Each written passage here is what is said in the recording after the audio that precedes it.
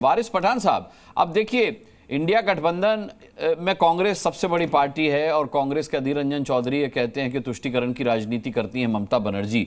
आप क्या मानते हैं सर, 11 साल में पहली बार टीएमसी ने रामनवमी का जुलूस निकाला, तो क्या उन्हें सर्वधर्म सद्भाव का तमगा दे दिया जाए? देखिए अनुराग भाई, सबसे पहली बात तो ये है कि मैं तो ना बीजेपी का स्पोक्स पर्सन हूँ, ना ये INDA अलायंस का स्पोक्स पर्सन हूँ, ना टीएमसी का मैं स्पोक्स पर्सन हूँ। मैं तो यहाँ अपनी बात रखूंगा, अपनी पार्टी की तरफ से बात रखूंगा।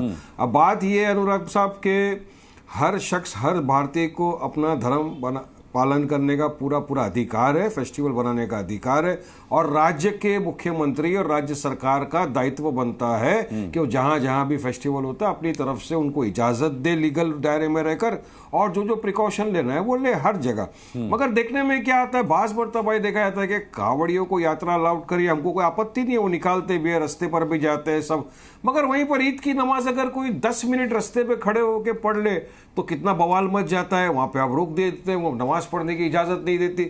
अभी प्रेम शुक्ला साहब ने कहा कि हाईकोर्ट का कुछ उन्होंने उदाहरण दिया कि तलवार ये वो सब अलाउड नहीं है, रस्ते के ऊपर इस तरह से लहराना या कुछ हथियार लेकर निकलना अलाउड नहीं है। तो मैं कहूँगा कि हमने तो अपनी आंखों से देखा है बहुत बाज़ मरतबा शोभा यात्रा के वक्त किस तरह से तलवारें निकाली जा रही थी।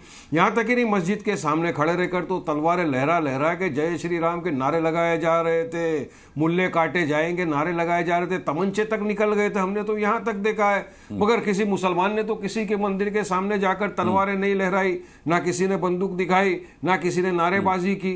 तो ये भी बहुत सारी चीजें सोचने वाली और देखने वाली, समझने वाली बात है। अब बात रहे सवाल बुलडोजर की, आपने बात की तो उस पर मैं तवज्जो डालना चाहूंगा। हमने पहले से कहा अनुराग साहब के बुलडोजर की जो पॉलिटिक्स है या ये ठोक डालूंगा वाली पॉलिटिक्स है, ये बहुत सही नहीं है देश के लिए। देश संविधान से चलेगा। आपको लगता है कोई इलीगल है, वहां पे वहां रह रहा है, इलीगल बस्ती है, तो कोर्ट है, कोर्ट के थ्रू लीगल काम करिए। मगर यूपी में हमने क्या देखा है खास तौर से कि बिना कोर्ट के नोटिस दिए, बिना वार्निंग दिए कूद दिए जाके सीधा बुलडोजर ले जाके तड़ा के तोड़ दिया जाता है। अरे शुक्ला साहब, एक घर बनाने में लग जाती है उम्र भर जिंदगी, और आप चले जाते हो किसी के घर को इसी तरह उजाड़ देते हो, तोड़ देते हो। हमने देखा अकबरपुर मध्य प्रदेश के अंदर आपने क्या किया, 11 लोगों के घरों को बुलडोजर से उखाड़ दिया आपने जाके। अकबरनगर लखनऊ में आपने क्या किया, जाकर एक ही समुदाय के जो मेजोरिटी वाली बस्ती थी वहां पर आपने बुलडोजर चला के उखाड़ के फेंक दिया। अरे एक जगह पे तो हमने आफरीन फातिमा का, मुझे नाम अगर गलत हो तो जरा करेक्ट करना, उसके तो नाम पे घर भी नहीं था, उसके क्या फादर के चाचा के नाम पे घर था, वो भी जाके आपने उखाड़ के फेंक दिया। तो ये जो राजनीति आप चल रहे हो ना बुलडोजर वाली, ये तो असंवैधानिक है। और योगी जी तो संविधान की शपथ लेके मुख्यमंत्री बने हुए हैं, तो ये किस तरह चलेगा।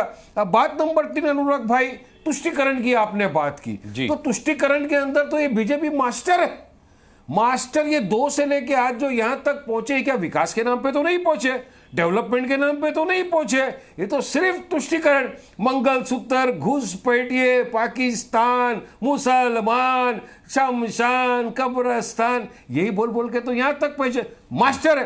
अब दूसरी तरफ में ये भी देखिए अनुराग साहब, बड़ा इंपॉर्टेंट बात बोलने जा रहा हूं मैं। ये जो सो कॉल्ड सेक्युलर पार्टियां अपने आप को सेक्युलरिज्म के चैंपियंस मानते हैं अनुराग साहब, 4 जून से लेके अब तक भारत देश में 8 मॉब लिंचिंग हो गई है मुसलमानों की। 8 मार दिया गया है किसी को, तो सिर्फ बकरी चोरी के इल्जाम पे उसको कत्ल कर दिया, मॉब लिंचिंग करके मार दिया गया उसका। मगर क्या इनमें से किसी ने भी एक ने आवाज उठाई? 90% वोट चाहिए ये लोगों के, 90% लोगों ने वोट भी दिया है इनको। मगर जब मुसलमानों के हित की बात आ जाती है अनुराग साहब, सबके मुंह में दही जम जाता है, सब खामोशी के साथ बैठ के तमाशा देख रहे होते हैं।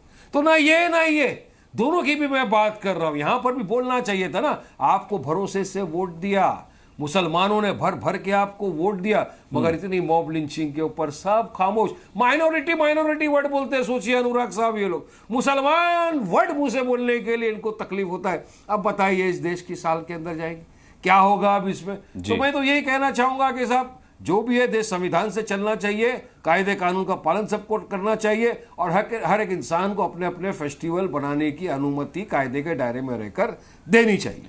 भाई प्रेम शुक्ला, जोरदार हमला किया वारिस पठान साहब ने आपका नाम लेकर के। झूठ बोला है। देखिए, मैंने तो हाईकोर्ट का मैंने जो जिक्र किया वो कहा कि उत्पात और डेसिबल लेवल पर मैंने हाईकोर्ट का संदर्भ दिया आपको। और जो है ये हथियार लेके नहीं चलना चाहिए, मुस्लिम उलमा का फतवा है मैंने कोई और कुछ नहीं कहा। मुस्लिम उलमा का फतवा है कि मुहर्रम में हथियार लेके नहीं चल सकते। जहां तक शोभा यात्रा में हमारे जो शस्त्रधारी, हमारे जो देवता हैं, वो शस्त्रधारी देवता शस्त्र का प्रदर्शन करना वो संविधान और विधान के दायरे में है। हाँ, किसी को गाली देना दायरे में नहीं, कार्रवाई के पात्र है। अगर कोई कहता है कि मुसलमानों को काटो तो गलत काम करता है, उस पर कार्रवाई होनी चाहिए और होती ही है। उसी तरह से अब वारिस पठान की पार्टी सर तन से जुदा के नारे लगाती है और इनके असदुद्दीन ओवैसी जो संविधान का खुद को बहुत बड़ा विशेषज्ञ बताते हैं, सर तन से जुदा का नारा लगाने वालों को पुलिस थाने में छुड़वाने का काम करते हैं। 15 मिनट का समय दे दीजिए, सारे हिंदुओं का कत्लेआम कर देंगे। कौन कहता है भाई?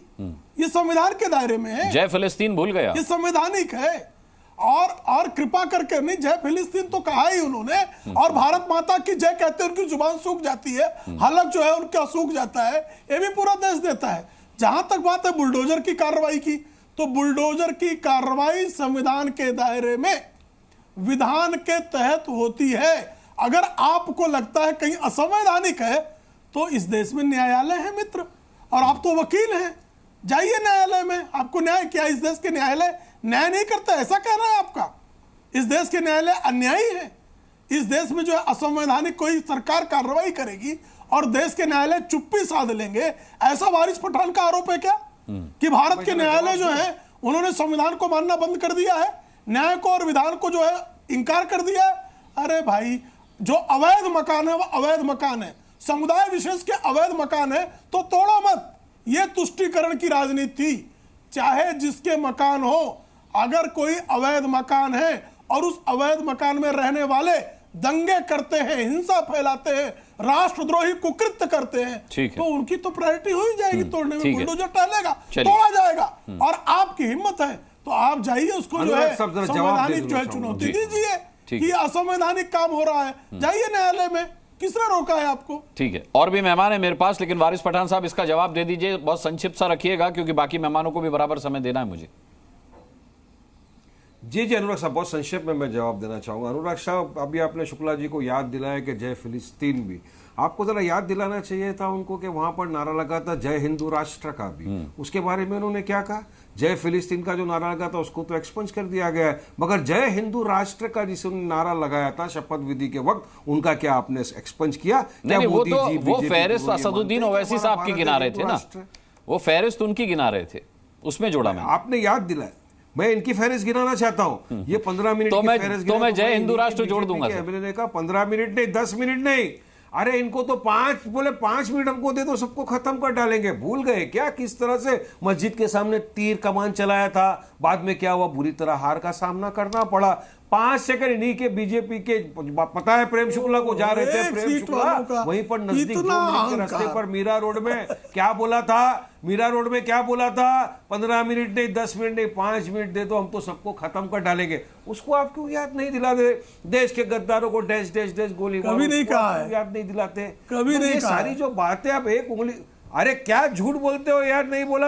अरे आप ही के बीजेपी के एमएलए झूठ बोलना, मक्कारी करना, लंपटाई करना, बाकी वो नीले वो रहने गए वहां पे, सबने मीरा रोड में खड़े रह के चिल्ला चिल्ला के इस तरह का बयान दिया है। आपके संस्कार खिलाफ नारायण राणे के बेटे के खिलाफ कोर्ट में केस हुआ, एफआईआर हुआ, आज ही वहां पे सुनवाई हो रही थी।